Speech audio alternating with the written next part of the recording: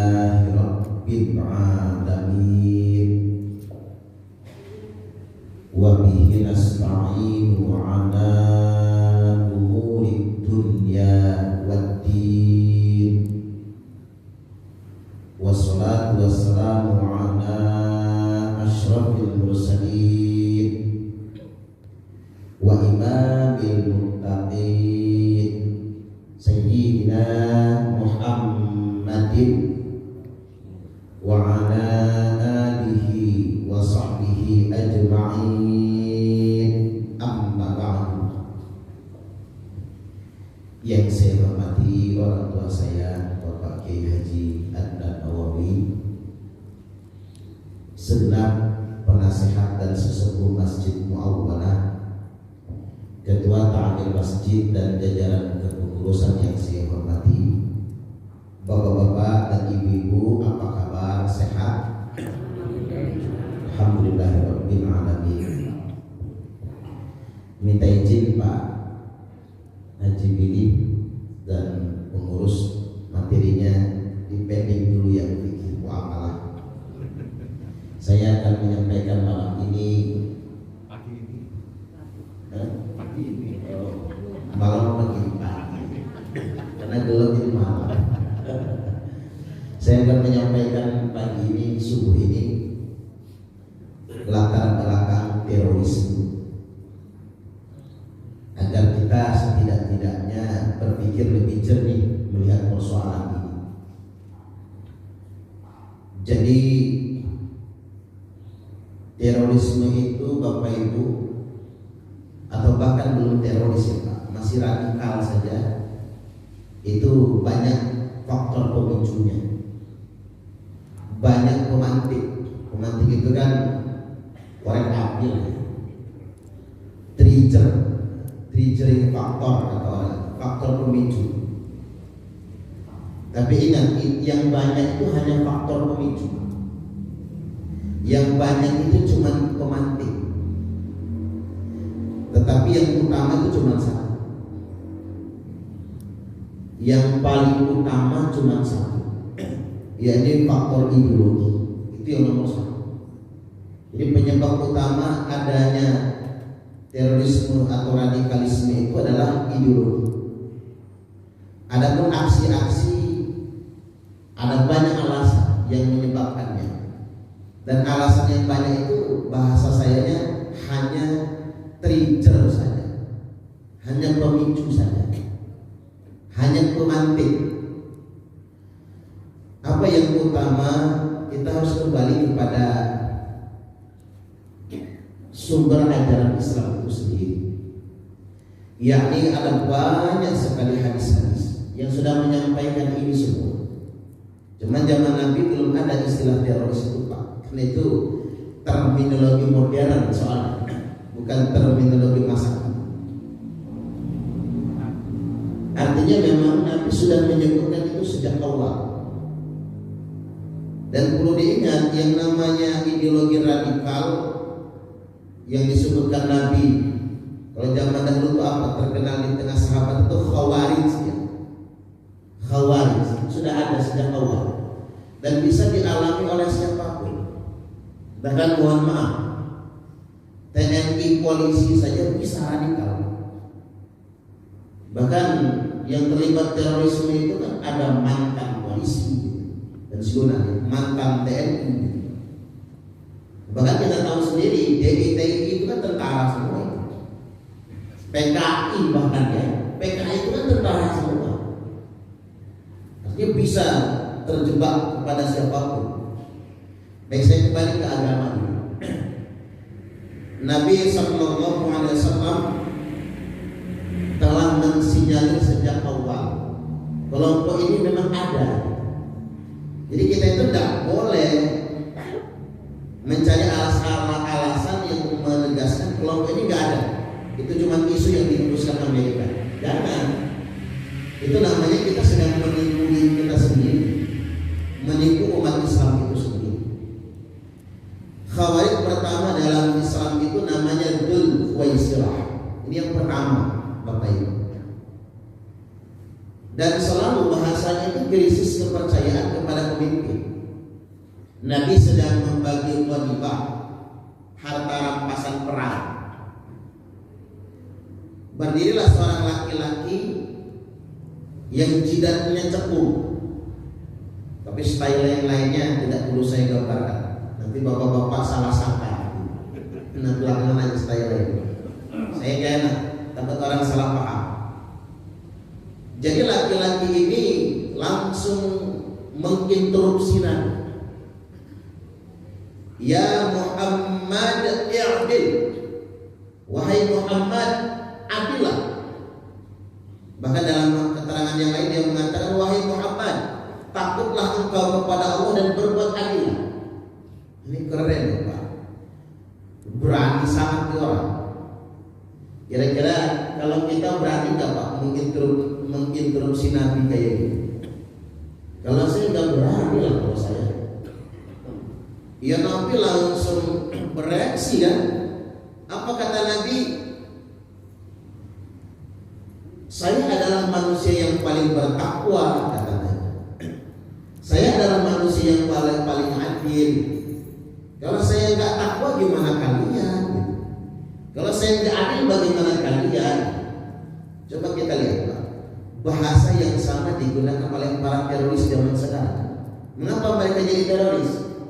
Karena pemerintah nggak adil, macam-macam bahasa yang sama digunakan. Nah, kebayang oleh kita kalau presiden pemerintah zaman sekarang kan manusia biasa. Nabi aja mereka nggak percaya dengan alasan tidak adil. Orang ini nggak minta maaf nggak? Dia langsung balik badan, dia pergi. Kata Khalid bin Walid, ya komandan tempur ini Pak. Kalau sekarang ini minimal pangkatnya itu kalau nggak panglima TNI, Kapolri. Kata Khalid bin Walid, izin ya Rasul, aku tebas leher orang itu. Kalau bahasa kitanya sekali sahabat selesai orang. Kata Nabi, da'hu, tinggalkan dia, tak apa-apa. Karena kalau engkau membunuhnya, orang luar akan menfitnah Muhammad telah membunuh sahabatnya sendiri. Tapi ya di mulut saja dia beriman ya Rasul, buktinya dia begitu. Sabar, kata Nabi. Orang ini baru satu sekarang, nanti dia akan jadi sekelompok orang. Setelah aku gak ada, baru kalian wajib memerangi mereka. Jadi perang kepada Khawarij ini diwajibkan setelah wafatnya Nabi Sallallahu Alaihi Wasallam. Nabi mewajibkannya untuk berperang melawan Khawarij setelah nanti beliau tiada. Artinya hari itu cuma dikasih tahu embrionya saja Pak, bibit satu orang. Nah orang ini bersatu nanti. Jadi sudah ada pendahuluannya agar para sahabat itu siap menghadapi mereka semua. Nah ini ideologi. Jadi bukan alasan krisis kepemimpinan, bukan alasan ekonomi dan lain sebagainya. Ini ideologi. Ideologinya apa? Kalau bahasa sederhananya, karena dia merasa dirinya paling benar sendiri. Ini pangkal sebetulnya. Maka siapapun bisa jadi radikal kalau dia merasa paling benar sendiri. Orang NU saja, NU ini kan yang paling lembut, paling pandai mengkompromikan keberagaman, kenegaraan dan kebangsaan. Tapi orang NU juga kalau terlalu fanatik bisa jadi radikal, bisa. Karena merasa diri paling benar. Apalagi lebih dari itu, kelompok-kelompok yang memang dasarnya keras. Allah Subhanahu wa taala berfirman, "A'udzu billahi minasyaitonir rajim. Fala tuzakku anfusakum huwa a'lamu biman ittaqa." Janganlah kalian merasa suci dengan diri kalian sendiri. Dialah Allah yang paling tahu siapa yang benar-benar bertakwa. Pokoknya sederhananya begini, orang yang selalu merasa lebih baik dari orang lain itu bibit Pak, bibit radikalisme. Selain bibit jadi teroris, jangan macam-macam. Siapapun dia, apapun alirannya, apapun pemahamannya. Baik, saya masuk ke hadis yang berikutnya lagi. Nabi bersabda, saya khruju qaumun fi akhir zaman, akan keluar sekelompok orang di akhir zaman. Berarti mengacu kepada akhir zaman tuh kemungkinan besar mengacu ke zaman kita kan. Walaupun di sana huruf sin yang menunjukkan zaman dekat. Artinya begini, dari zaman pasca wafat Nabi sampai ke akhir zaman nggak berhenti berarti. Karena di situ ada huruf sin menunjukkan waktu dekat. Tetapi ada kalimat akhir zaman, berarti nyambung dia dari zaman sahabat sampai ke akhir zaman, ada terus. Ya, saya menyederhanakannya begitu. Akan keluar sekelompok orang di akhir zaman, bentar lagi ila akhir zaman sampai ke akhir zaman. Al-ahdatul asna, usia mereka masih muda-muda, semangatnya membara. Mungkin bahasa lainnya begini Pak, berani-berani, semangat membara, jihad, berani mati. Yang saya lihat mereka itu berani-berani Pak. Kalau penakut nggak bisa lah jadi teroris, harus yang berani itu. Minimal mereka itu kalau masuk militer menjadi Kopassus lah minimal. Mentalnya tadi itu. Ahdathul asnan, usia yang muda-muda. Sufahaul ahlam. Namun sayang kata Nabi, otak mereka rusak. Nah ini kuncinya di situ Pak. Jadi tadi pertama keyakinan yang salah, merasa paling suci pangkalnya. Yang kedua sufahaul ahlam. Otak mereka rusak. Makanya sebetulnya orang yang sudah terpapar ideologi Khawarij itu paling susah direhabilitasi, paling susah itu. Sama kayak orang kecanduan narkoba, ecak-ecak tobat bisa kumat lagi. Kan orang kecanduan narkoba begitu, tobat dia masuk penjara, ngomong tobat, habis itu kumat lagi tuh dia pakai lagi. Sama dengan begini, karena kenapa? Ya dia rusak begini, otak yang dirusak, cara berpikir yang memang sudah dirusak, dan mereka tidak akan pernah mau berteman dengan kita. Kalaupun dia berteman, pura-pura berteman dengan kita sebelum memang dia benar-benar taubat. Contoh siapa itu? Ali Imran ya. Ali Imran itu kan sebenarnya pidana mati atau seumur hidup. Mati dulu seumur hidup. Cuman kalau memang dia benar-benar taubat gitu, ya mudah-mudahan dapat gerasi lah, dapat pengampunan. Syukur alhamdulillah kan? Dan banyak yang tobat itu banyak. Dan saya sedang membangun komunikasi dengan yang tobat itu. Bahkan kata saya, ya kita jihad beneran yuk, bedah rumah, bagiin sembako gitu, sama pakaian miskin. Ini jihad yang konkret kata saya. Jangan jihad yang begitu. Saya lanjutkan hadisnya. Otak mereka rusak, cara berpikir yang salah. Dalam bahasa sekarang itu apa? Brainwashing, udah kecuci otak. Kemudian yang berikutnya, yaquluna min qawli khairil bariyah.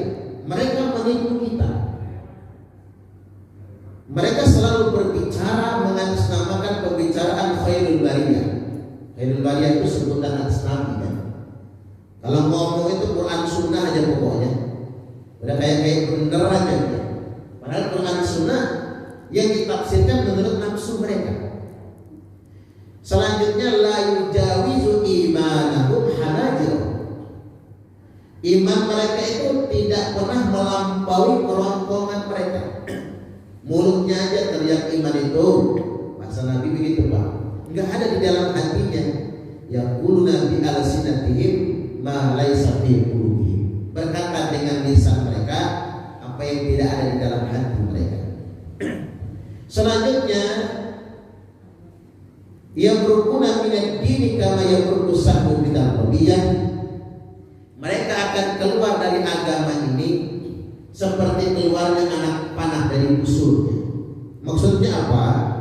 Hari ini dia sholat bersama kalian, besok dia akan menghalalkan darah kalian. Yang kayak Khawarij yang bunuh Imam Ali itu kan. Siapa yang nyangka bahwa dia sholatnya di belakang Imam Ali? Sholatnya itu selalu di sop yang paling depan. Makanya nyampe dia menikam lehernya Imam Ali. Imam Ali itu kalau cuma orang 10 gak menang, gak kawannya. Cuma dicari lengahnya kapan? Lagi ngimamin sholat. Orang ngimamin sholat mana pernah mikir serangan orang, dia fokus pada apa yang dia baca. Dan orang ini si teroris ini Pak, pas di belakangnya. Namanya siapa? Abdurrahman bin Muljam. Hafal Quran 30 juz. Luar biasa, ini makanya ideologi sebetulnya. Khawarij itu ideologi.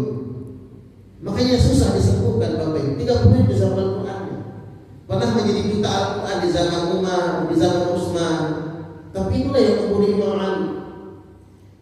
Sebelum dia dieksekusi mati di Qisas, dia diperintahkan untuk bertaubat. Tertawa dia. Ngapain saya taubat? Oh, saya tidak pernah berbuat maksiat. Tuh jawabannya. Karena mengapa saya katakan ideologi sebetulnya? Saya telah berhasil membunuh orang kafir di bulan suci Ramadan, dan itu pahalanya sangat besar sekali. Bayangin, selain Imam Ali saja kafir Bapak Ibu. Bagaimana selain Imam Ali?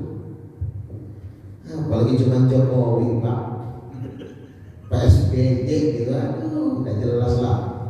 Apalagi cuma kayak kita ini. Imam Ali itu orang apa? Wong Nabi saja sudah menggaransi dia masuk surga. Bahkan kemuliaan Imam Ali itu banyak sekali disebutkan. Ana Madinatul Ilmi wa Ali babuha. Saya ini kota ilmu, kata Nabi. Ali pintunya. Banyak betul kemuliaan Ali. Wafat saja di pangkuan Ali. Nanti Ali yang memandikan saya, kata Nabi. Ali yang mengkafani saya. Ali yang memasukkan saya ke liang lahat. Segitunya. Nggak mungkin kan jadi kafir seperti kata Khawarij itu. Nggak mau dia tobat. Nah itulah ideologi. Sampai-sampai tidak riwayat dikatakan dipotong tangannya, nggak tobat. Sengaja Pak, karena dia ini mungkin yang algojonya sayang. Orang ini kan ahli Quran. Kalau dia mau tobat saja sebelum eksekusi mati kan enak. Potong tangan dulu nggak tobat. Potong kuping nggak tobat. Congkel mati, patah tangan tobat. Potong lidahnya baru dia nangis. Tapi bukan tobat. Ditanya, kenapa kamu nangis? Kalau lidah saya dipotong, saya tidak bisa lagi membaca Al-Quran. Subhanallah. Kalau bapak-bapak lihat solehnya orang Khawarij yang bagi kita Pak, nggak masuk akal kalau mereka disebut dengan pelaku kriminal. Nggak masuk akal. Soleh sangat mereka. Maka sampai mati Abdurrahman bin Muljam tidak bertobat. Dia masih berkeyakinan telah berhasil membunuh orang kafir. Sampai segitunya. Makanya rusaknya akal mereka itu, rusaknya keyakinan mereka. Lalu hadis Nabi melanjutkan, "Fa'inama laqitumuhum faqtulu." Maka dimanapun kalian jumpai mereka, perangi mereka. Nah ini jadi perintah bagi kita. Jadi memerangi terorisme itu perintah Nabi. Itu perintah. Makanya sebetulnya aparat negara dalam konteks ini Densus 88 itu menjalankan perintah Nabi. Secara normatif menjalankan perintah Nabi. Kemudian fa inna fi qatlihim ajran liman qatalahu yaumil qiyamah. Karena sesungguhnya memerangi terorisme itu pahalanya gede banget. Bagi yang memeranginya pada hari kiamat nanti, tuh kan, pahalanya gede memerangi teroris itu, ganjarannya besar. Saya sebutkan satu hadis lagi sebelum saya bahas trigger, faktor-faktor pemicunya. Yang berikutnya Nabi bersabda, "Yakhruju qaumun min ummati." Akan keluar sekelompok orang di tengah-tengah umatku. Yaqra'una al-Quran, mereka semua fasih membaca Al-Quran. Bacaan Quran yang mantap-mantap. Tuh kata Imam Ali, kalau bukan karena Nabi yang perintahkan, aku tidak pernah berani berperang dengan Khawarij. Karena yang kita perangi adalah orang-orang yang fasih membaca Al-Quran, dan mereka banyak yang hafal Quran, dan mereka selalu menghatamkan Al-Quran di dalam sholat tahajud. Ada riwayat yang mengatakan begini Pak, paling telat Khawarij itu 5 hari sekali menghatamkan Quran dalam sholat tahajud. Kita bisa tahajud tiap malam aja disyukur, walaupun bacanya Al-Haqqul Ta'akur. Udah syukur Bapak Ibu. Kita cari yang pendek-pendek. Nah, Khawarij itu hatam Quran dalam sholat tahajud. Paling telat 5 hari sekali, berarti 6 juz dia. Sekali sholat baca Al-Quran 6 juz. Makanya saya tanya sama petugas-petugas yang nangkep itu. Mereka kalau ditangkap dalam sel kerjaannya ngaji. Dalam sel kerjaannya ngaji.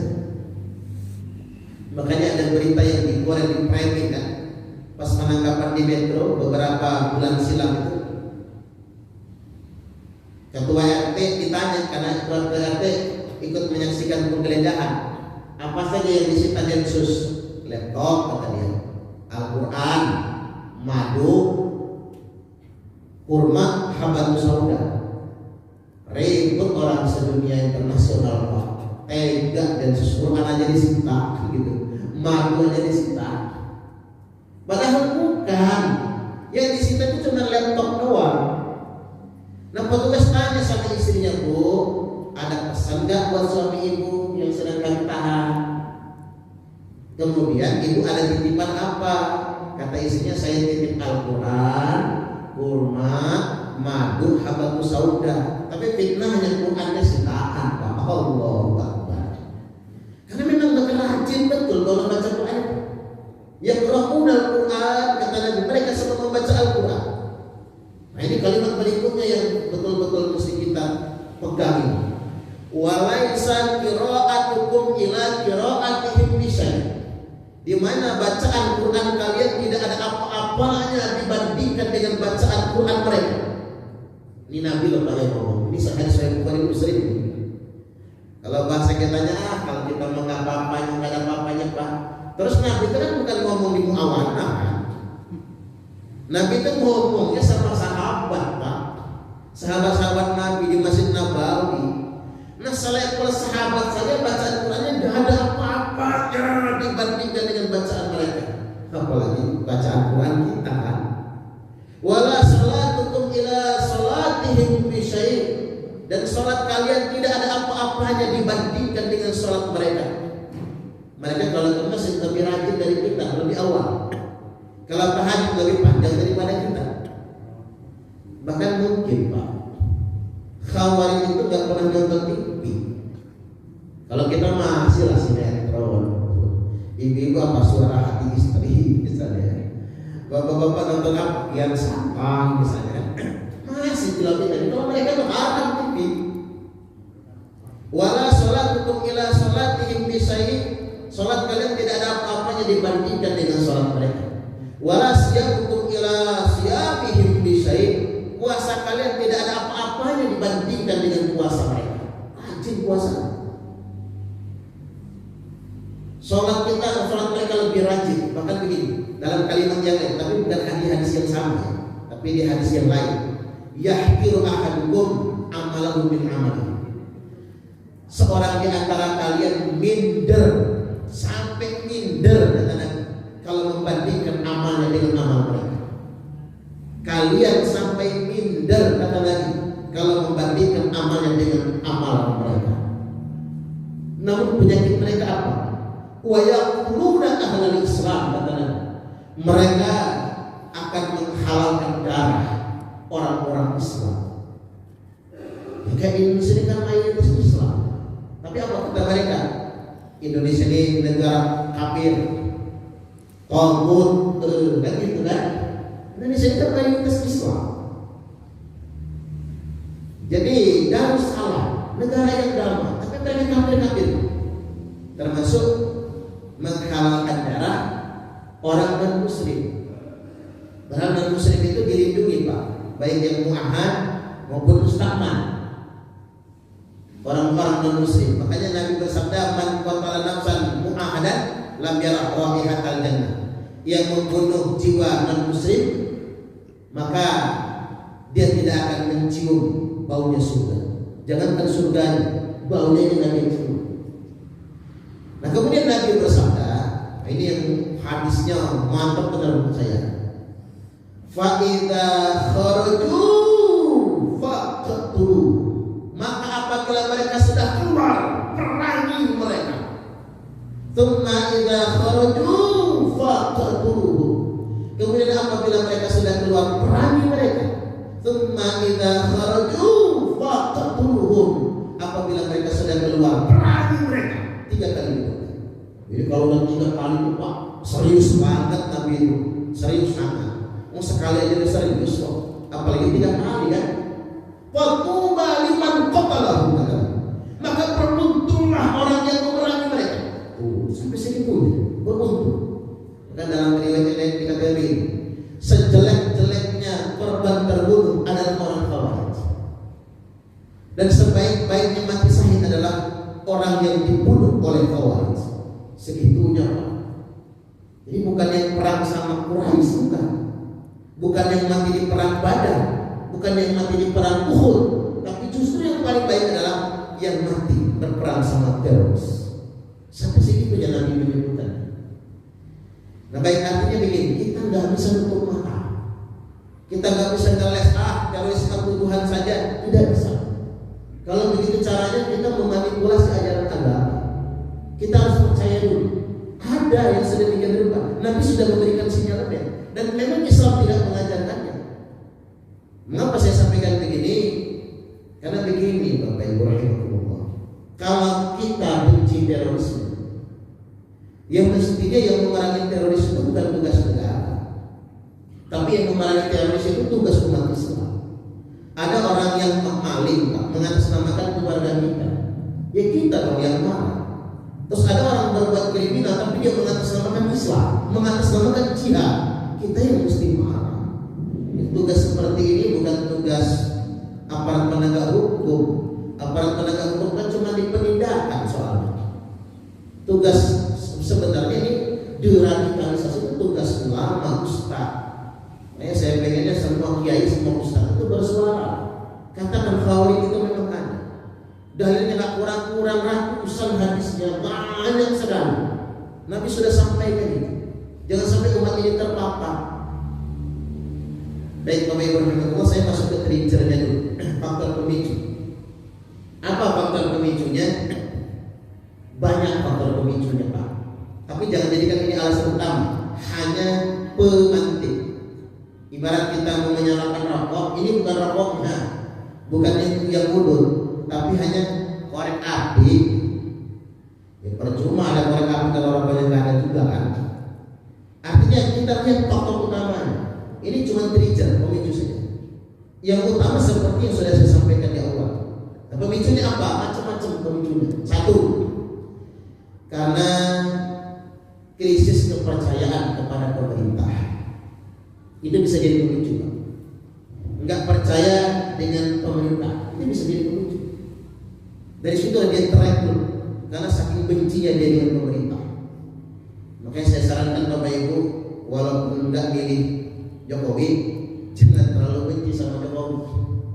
Nanti bisa kerekrut kelompok itu. Dan pemerintah itu memang enggak ada yang sempurna. Sejak zaman dahulu juga begini. Studi kasusnya apa? Terbunuhnya Utsman, itu karena nggak percaya. Khalifah Utsman itu menjabat 12 tahun Bapak Ibu. 10 tahun aman. Setelah 10 tahun muncul masalah. Makanya sering saya sampaikan, berpuasa sebaiknya tidak lebih dari 10 tahun. Karena kalau lebih dari 10 tahun itu beresiko penyimpanan, kezaliman yang dia buat sendiri nantinya. Khawatir begitu. Atau setidak-tidaknya dia tidak zalim, tapi fitnah merajalela. Itulah mengapa kita belajar dari Pak Proklamator Presiden Soekarno. Setelah ditetapkan menjadi presiden seumur hidup, beliau jatuh. Pak Soeharto karena kelamaan 32 tahun jatuh juga beliau. Berarti gak lama-lama. Jadi presiden itu 10 tahun saja. Tapi jangan terlalu singkat kayak Gus Dur Pak. Itu juga jangan singkatan itu. Jadi gak boleh lagi sistem presidensial ini seolah-olah presiden bisa diturunkan kapan saja. Ya untuk negara kita kalau begitu model 10 tahun. Ya paling singkat 5 tahun lah. Kalau agak puas lagi kan. Tapi paling lama 10 tahun. Nah, dan fitnahnya apa? itu masih fitnahnya Utsman ini KKN, korupsi, kolusi, nepotisme. Nggak tahu istilah baru dulu apa ya Pak ya. Alasannya mengapa?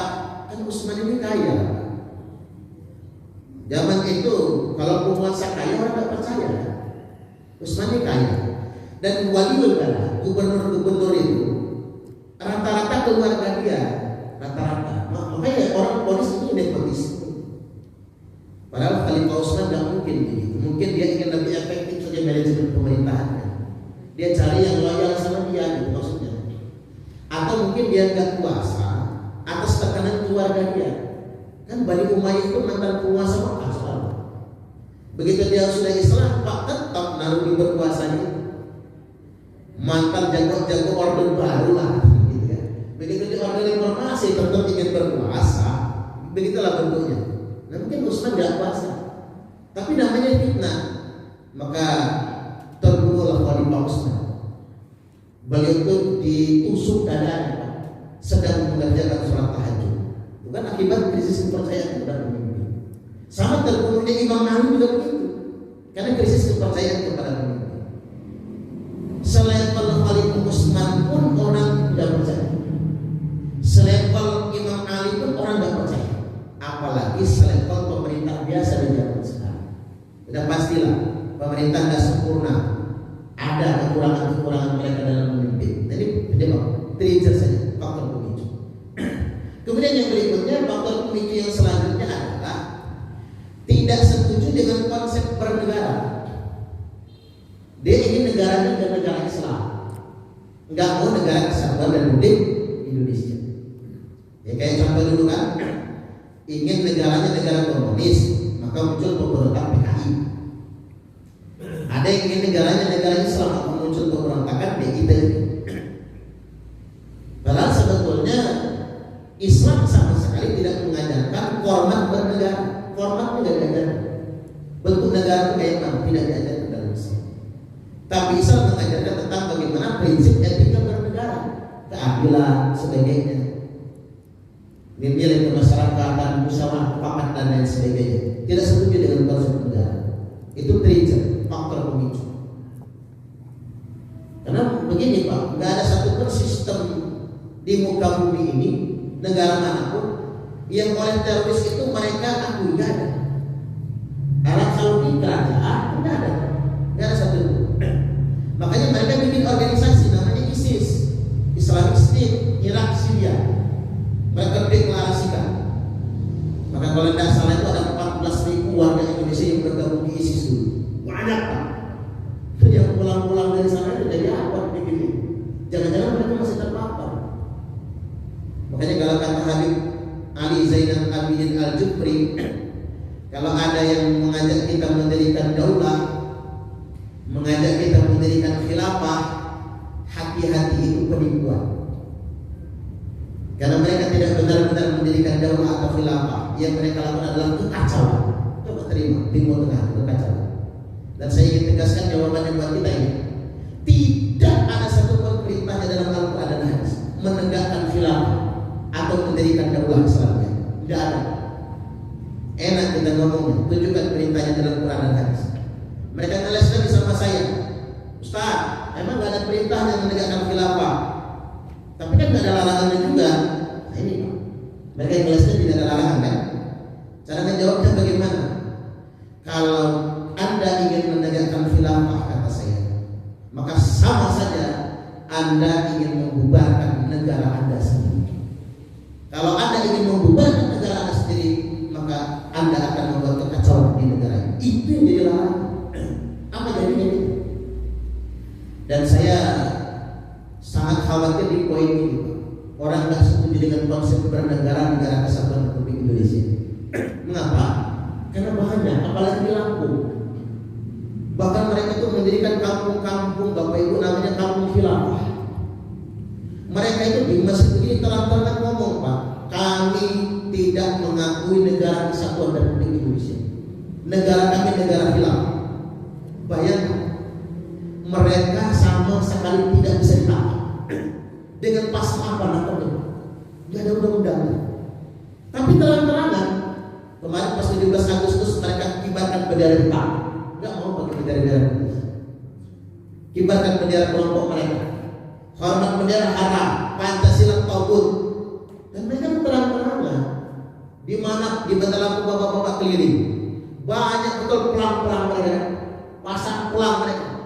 Masa sedang susah-susah, tanya mereka, Mas, gimana negara Indonesia ini? Kafir, tauhid katanya, negara kami negara Islam. Terus saya nanya sama petugas, kok nggak bisa ditangkap Pak? Nggak ada undang-undang Ustaz, nggak ada undang-undang. Kalau PKI enak Pak, sudah ada TAP MPR, sudah ada undang-undangnya. PKI itu bukan cuma partainya dilarang di Indonesia, ajaran komunisme, marxisme, leninisme sudah dilarang. Jadi ada saja yang mengajarkan tentang ajaran PKI bisa ditangkap, walaupun mulutnya nggak mengatakan anti NKRI, bisa ditangkap, bisa dilaporkan. Tapi kalau yang mengajarkan nggak ngakui NKRI, negara yang dipakainya negara khilafah, itu nggak bisa ditangkap.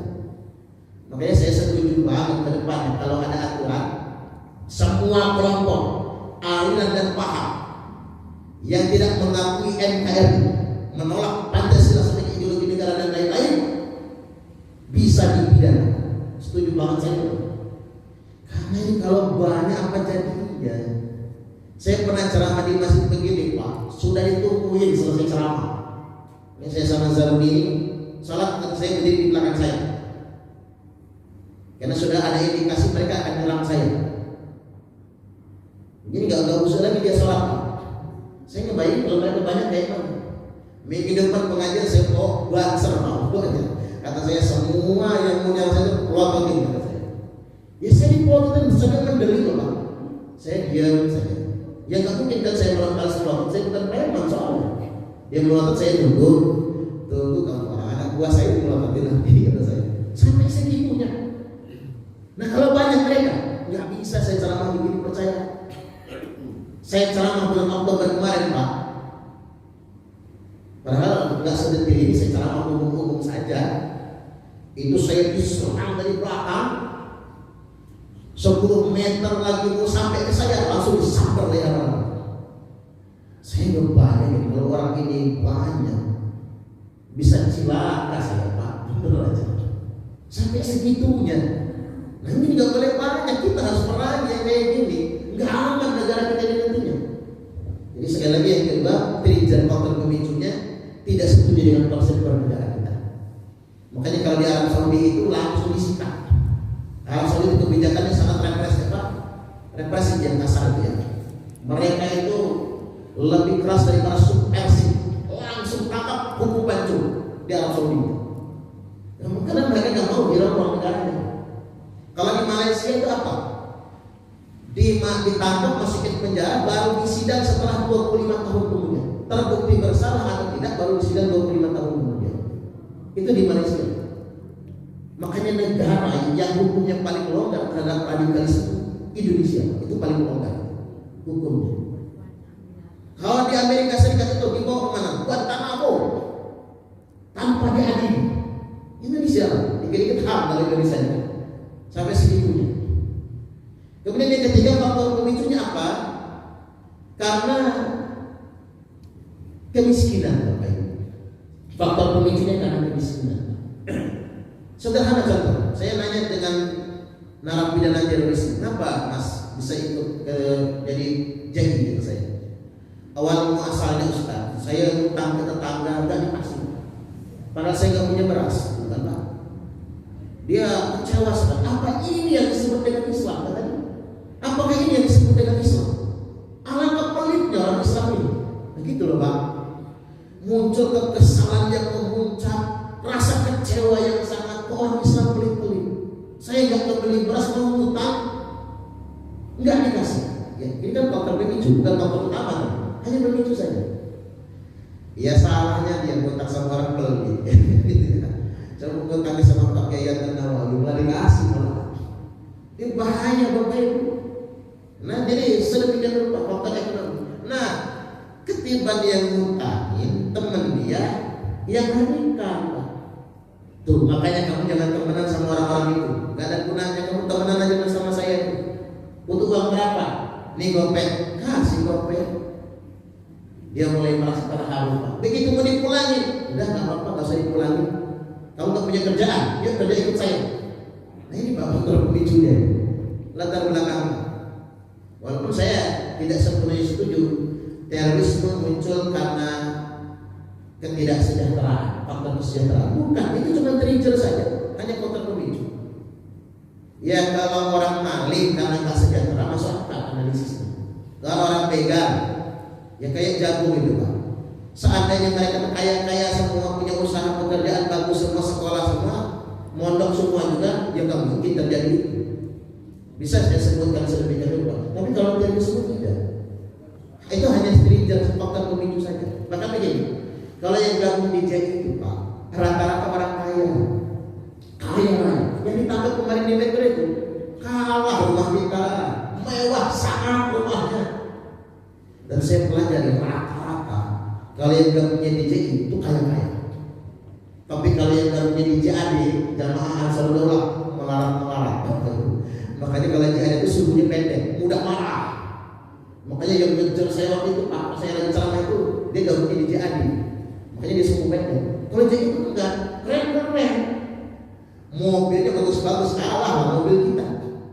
Makanya istilah aparat apa? Kalau JI itu bintang 5. Tapi kalau JAD itu kaki 5 ya Pak. Itu istilahnya sampai jadi Pak. Coba JI itu afiliasinya kan Al-Qaeda. Tapi kalau JAD kan ISIS. Orang-orang yang otaknya pendek, suhunya pendek. Tapi kalau JI itu Al-Qaeda. Osama bin Laden itu kaya. Salah satu keluarga bin Laden itu kan banyak sangat di Arab Saudi sana. Kaya. Mereka ini kan bukan faktor kesejahteraan. Bahkan di penjara mereka tuh bisa ngutangin apa? Napi yang lain. Kalau nggak bisa bayar, apa nggak bisa bayar. Tapi kami ikut saya. Segitunya. Jadi nambah anggota. Jadi hanya faktor pemicu saja. Kemudian yang berikutnya, karena faktor penegakan hukum. Saya bercontoh begini Pak. Yang saya tanya apa Mas? Jadi gabung ke organisasi radikal. Gini Ustaz kata dia, saya nonton TV, Gayus Tangkungan, korupsi segitu banyak, di penjaranya gak lama, terus bisa jalan-jalan kata dia. Ketiban tetangga saya cuma maling ayam, dihakimi masa mati, keluarganya dikucilkan. Tapi benar, saya mendatangi rumah orang yang keluarganya dikepukin masa bapaknya gara-gara maling ayam. Istrinya sampai sekarang malu keluar rumah. 2 anaknya stres semua karena dikepukin bapaknya di depan matanya semua. Tolong bapakku, orang gak peduli Pak. Batu dipukulkan ke kepalanya. Hanya maling ayam. Saya sampai datang ke rumah itu nangis, saya lihat anaknya Allah semua. Kenapa Bu? Iya Ustaz, karena di depan mata mereka bapaknya dikepukin seperti itu. Itulah bahayanya main hakim sendirian. Korban yang terlalu banyak, cuman ayam tuh yang dia maling itu.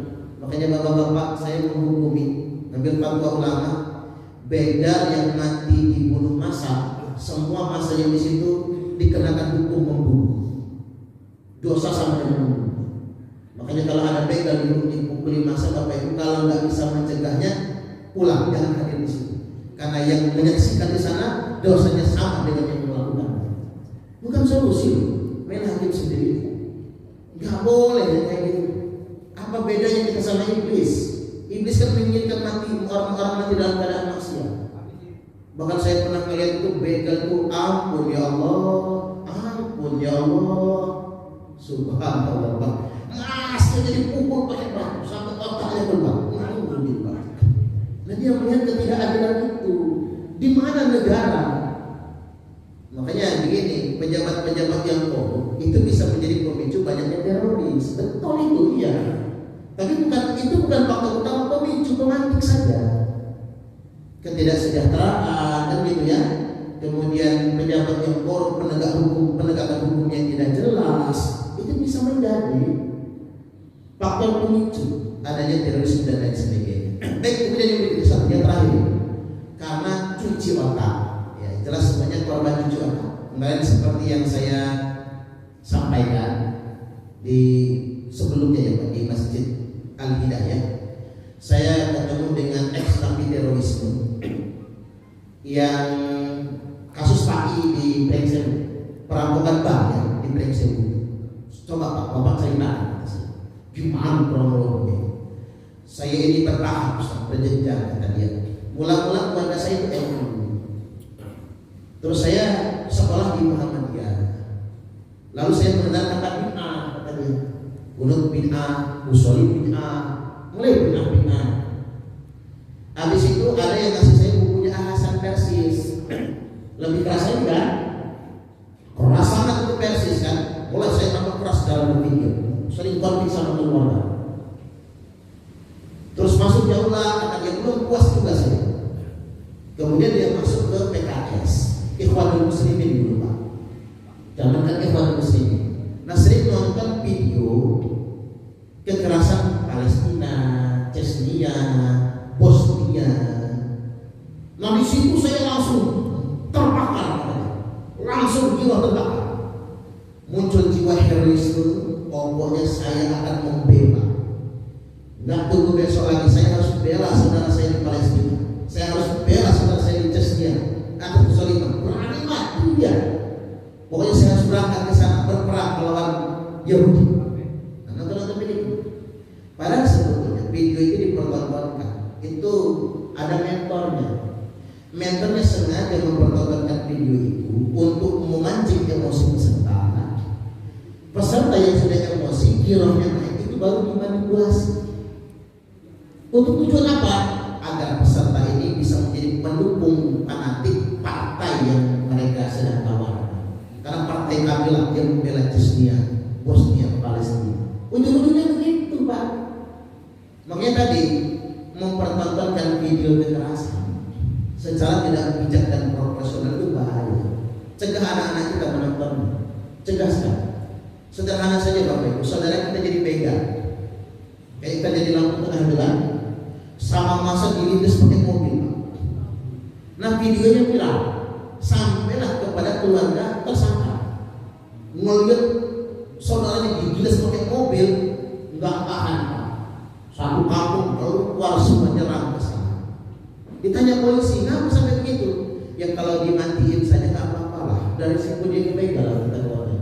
Cuma kalau disiksa dia sampai nangis minta ampun ya Allah, minta ampun ya Allah, masih dilindas pakai mobil saja. Ya sudahlah, mati-mati aja sekalian kita semua tuh bantah. Ya udah jelas-jelas salah berbeda kan. Artinya hati-hati dengan video kekerasan. Jangan sampai disebar. Karena itu orang bisa salah nanti sampai segitu. Jadi sering ditontonkan dimanipulasi. Nah kata dia merasa ditipu, sudah girohnya naik kok cuma jadi pendukung partai, pemilu suruh milih calon, kata dia. Calonnya jadi anggota dewan kali sendiri lupa sama kamu. Nggak sehat di partai ini katanya. Barulah dia direkrut oleh JI, Jamaah Islam.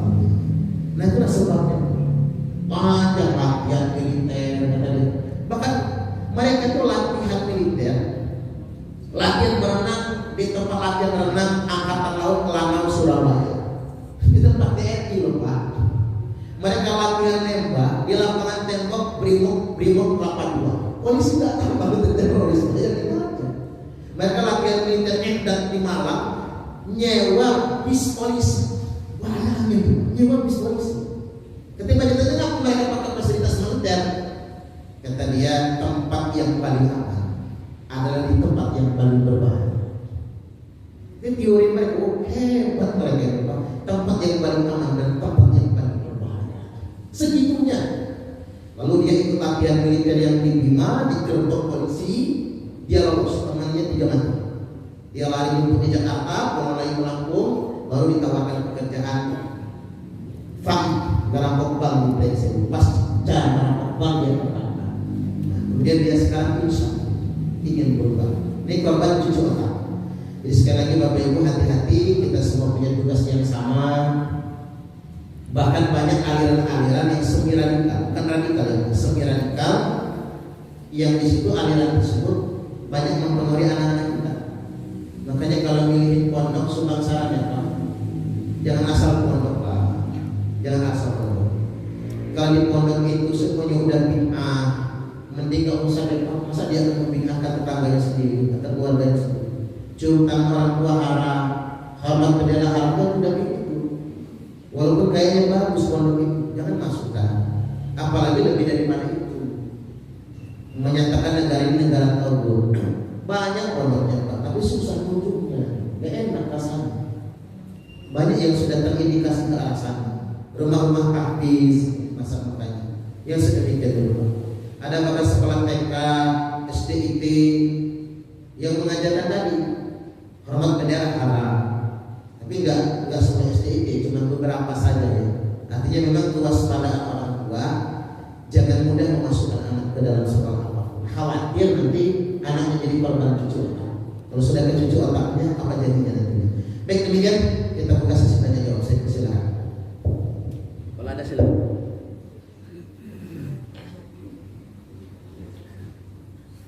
Habis. Ada yang ditanyakan? Mas.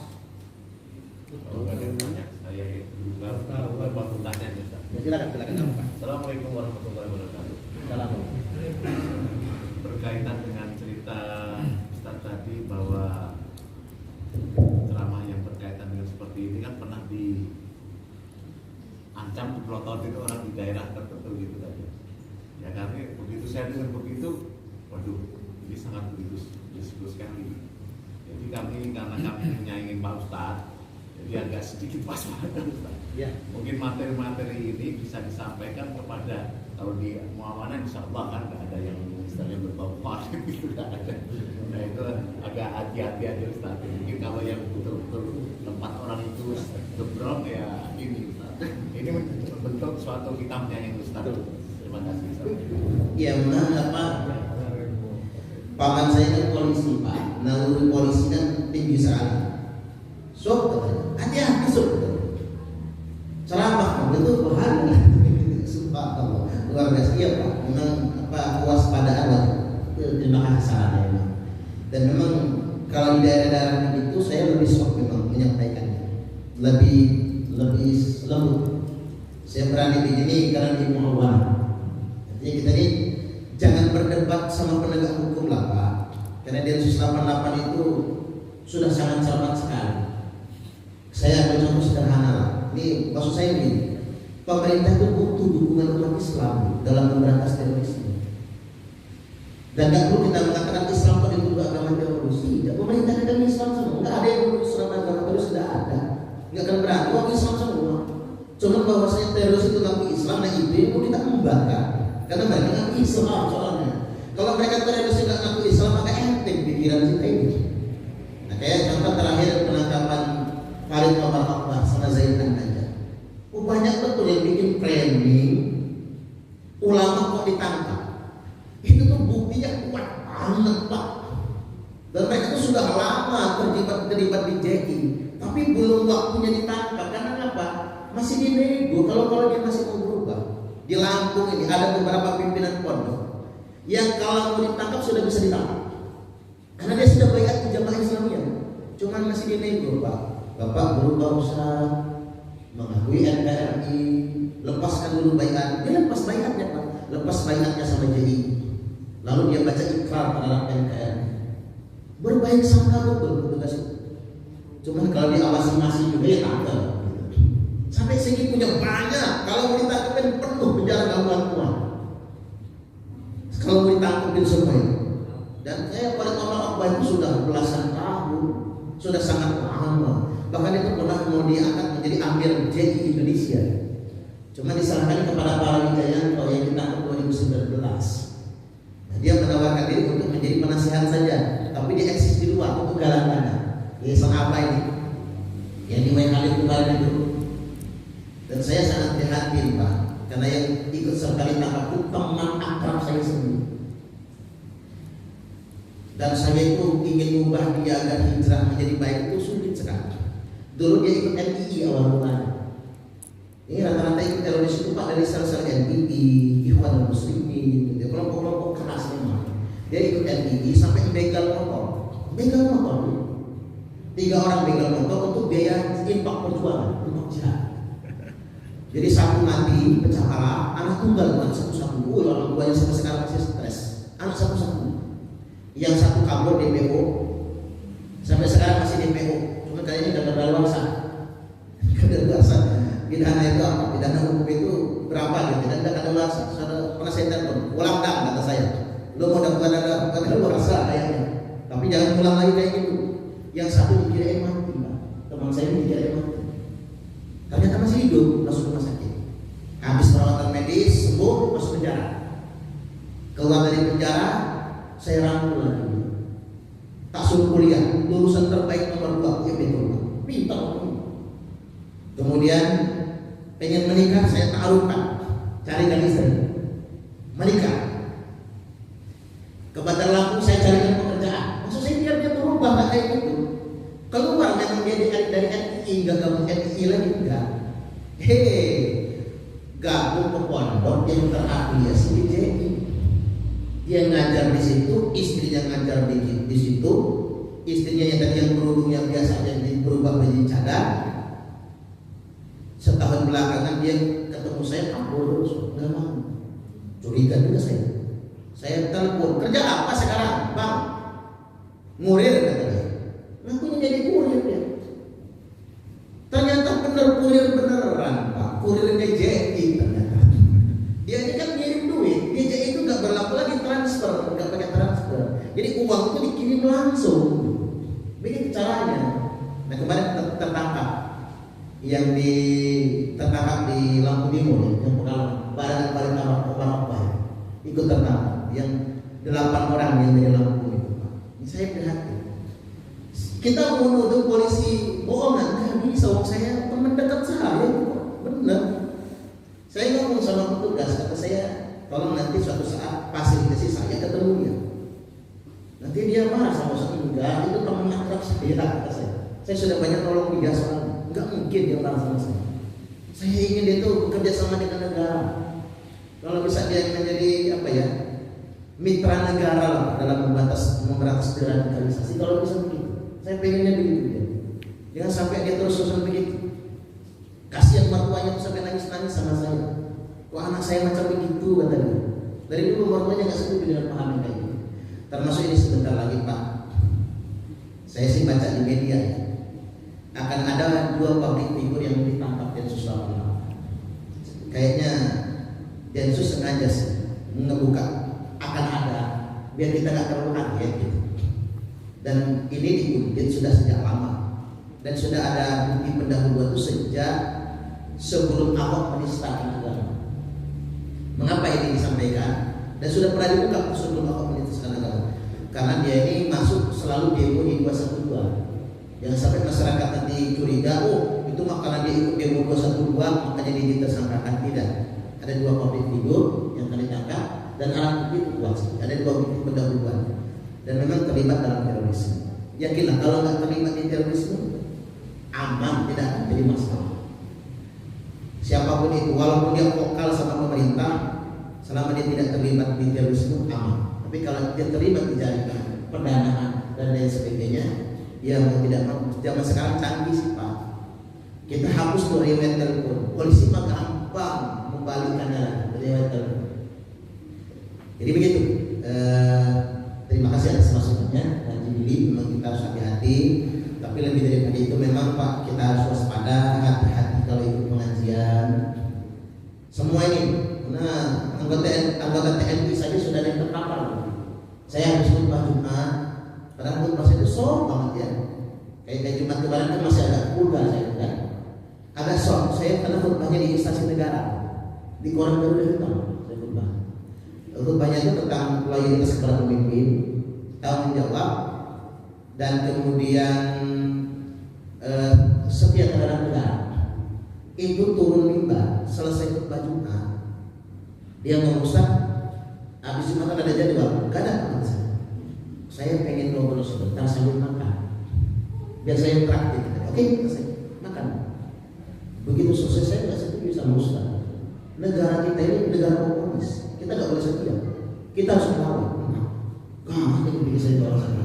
Ini tentara loh Pak, tentara. Bahas-bahas bid'ah dia Pak. Amal orang di sini banyak bid'ah semua. Nah kacau dah. Artinya selevel TNI ini bisa terpapar kan? Di mana dia ngajinya Bapak Sakti kan? Saya khawatir juga kalau Pak Periwanto perwira polisi terpapar, nah bahaya Bapak Ibu, bahaya itu. Artinya Pak, semua orang bisa kena kalau ngajinya salah, kalau informasinya salah. Baik, demikian dari saya, mudah-mudahan ini semua bermanfaat. Sekali lagi ambil baiknya, yang kurang baik jangan diambil. Kita tutup dengan berdoa. A'udzubillahi minasyaitonirrajim. Bismillahirrahmanirrahim. Alhamdulillahirabbil alamin. Allahumma shalli wa sallim ala sayyidina Muhammadin wa ala alihi wa sahbihi wa barik wa sallim ajma'in. Allahumma ighfir lana dhunubana wa liwalidayna warhamhum kama rabbawna shighara. Allahumma ij'al jam'ana